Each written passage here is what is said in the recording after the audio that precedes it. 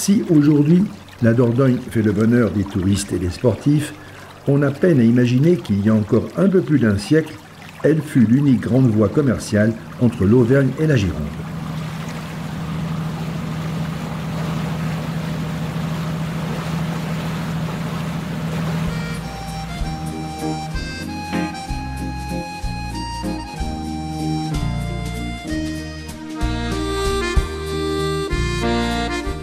Depuis l'époque gallo-romaine, les fameuses gabarres, ces bateaux à fond plat de différentes tailles, ont transporté jusqu'à Bordeaux les produits de chaque région, principalement bois et vin. Au retour, ces navires étaient chargés de denrées alimentaires rares et de divers matériaux.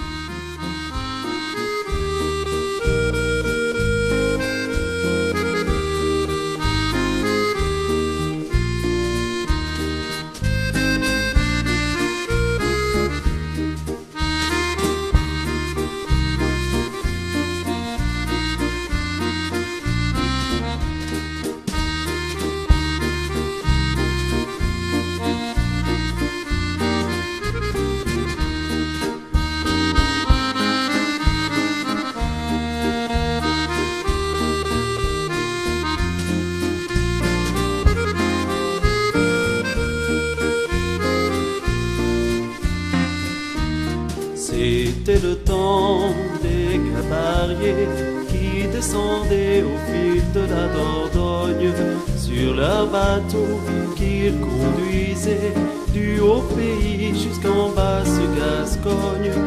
Le beau voyage en vérité entre les bois dans les gorges profondes, le beau voyage au fil de l'onde au temps des gabariers.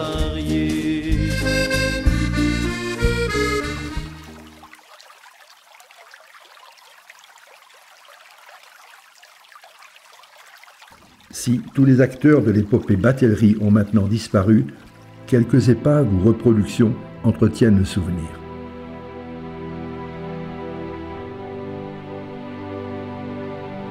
Il y a bien sûr la littérature, mais aussi, heureusement, un musée.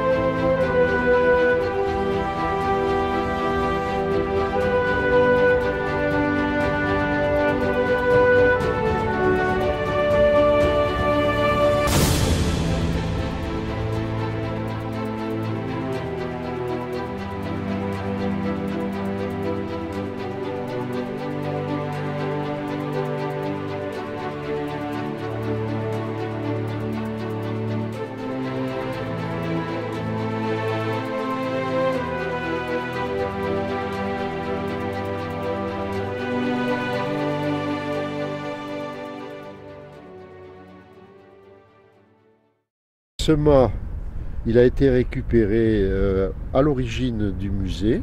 C'est une pièce authentique et unique sur la vallée de la Dordogne, puisqu'il s'agit du mât de la dernière gabarre foyenne, qui s'appelait Fleur de Lisle.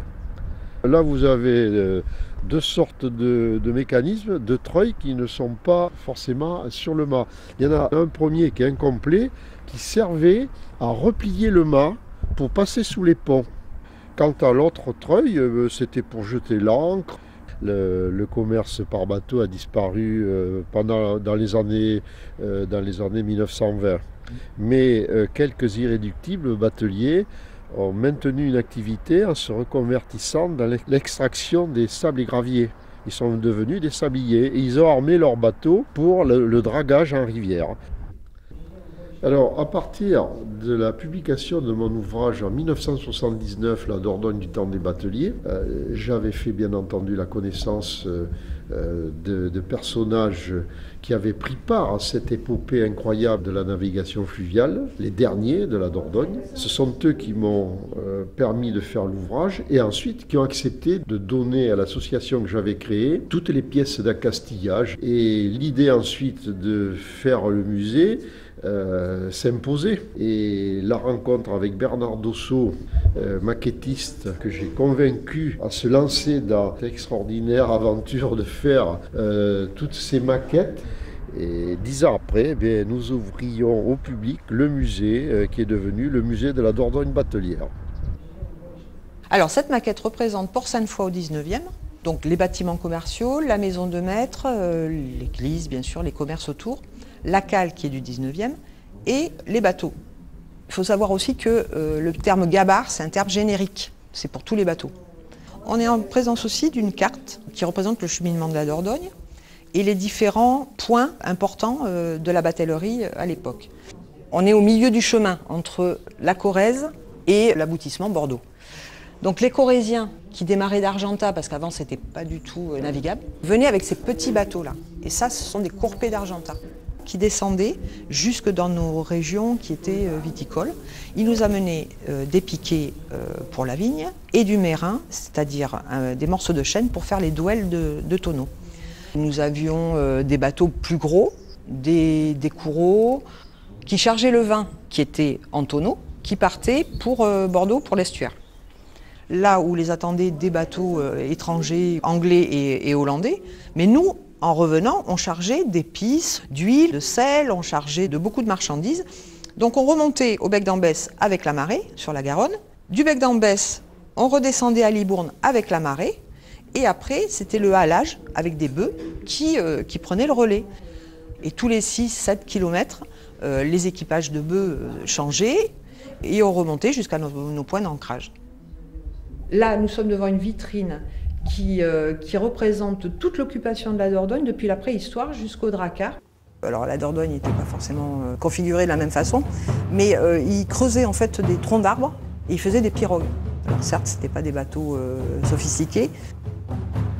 En fait, on a trouvé, pas très loin d'ici, à 5-6 km, toujours sur la commune de Port-Sainte-Foy, le long de la Dordogne, une villa gallo-romaine.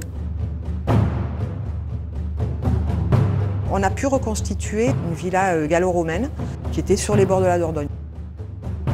La Dordogne était aussi un lien pour le commerce. Donc les gallo-romains ont fait du commerce aussi, parce qu'on a retrouvé des amphores.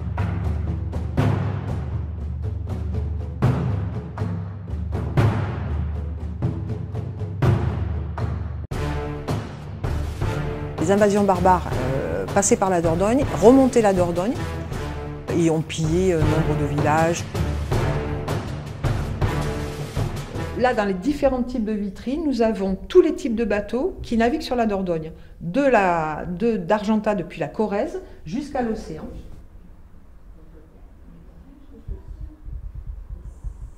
Ça, c'est un courpé d'Argentat. Donc ça, c'était vraiment le bateau, le seul bateau qui partait d'Argentat et qui arrivait chez nous. C'était des bateaux à fond très très plat parce que là-bas, il y avait très très peu de fond. Ils avaient une plume, hein, c'était un gouvernail qui était derrière. Il y avait un maître de bateau qui était un peu en hauteur pour anticiper les rapides et les écueils, et 2 gars aux avirons. Et ils arrivaient jusqu'à nous pour décharger leurs marchandises. Ils naviguaient printemps-été en fonction des conditions climatiques, et en gros, ils faisaient 3 descentes par an, pas plus. Et ce bateau-là était vendu, déconstruit, on appelait ça déchiré dans la profession, pour du bois de chauffage ou du bois de construction. Et ils repartaient à pied.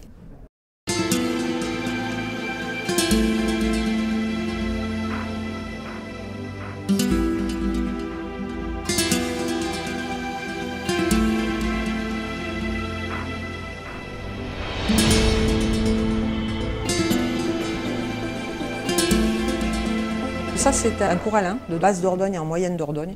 Ces bateaux naviguaient pas hein, sur la Corrèze. Ceux-là étaient plus chargés de toutes les marchandises qu'on pouvait amener sur Bordeaux.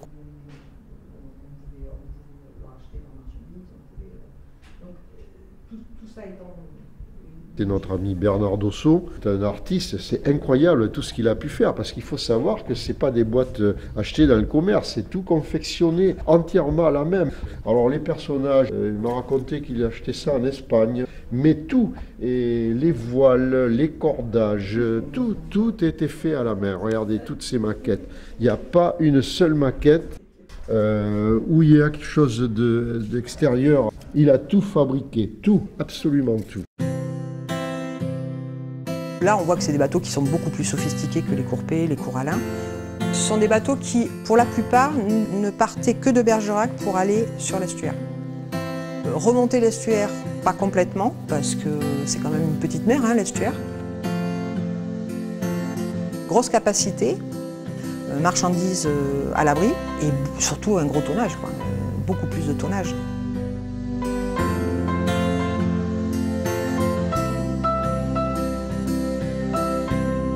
Alors là, on est sur un bateau qui s'appelle le Kourou Sloop. C'est un bateau du début du XXe siècle. Il ne naviguait pas sur la Dordogne. Et c'est un bateau surtout qui était destiné à naviguer sur l'estuaire. Gros bateau, grosse voilure, grosse capacité, magnifique.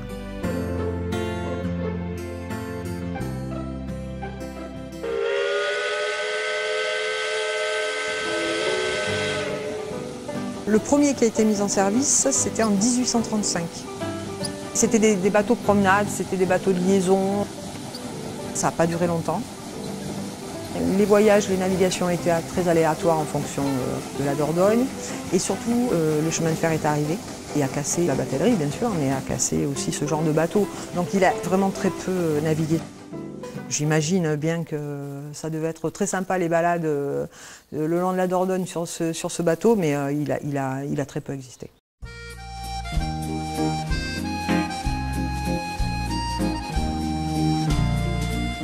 Alors là, on est sur une maquette de bateau, donc un squelette. Il y a tous les noms des morceaux de bateau. Là, on est sur un chantier naval. Alors, il y en avait sur Argentat, bien sûr, mais il y en avait tout le long de la Dordogne.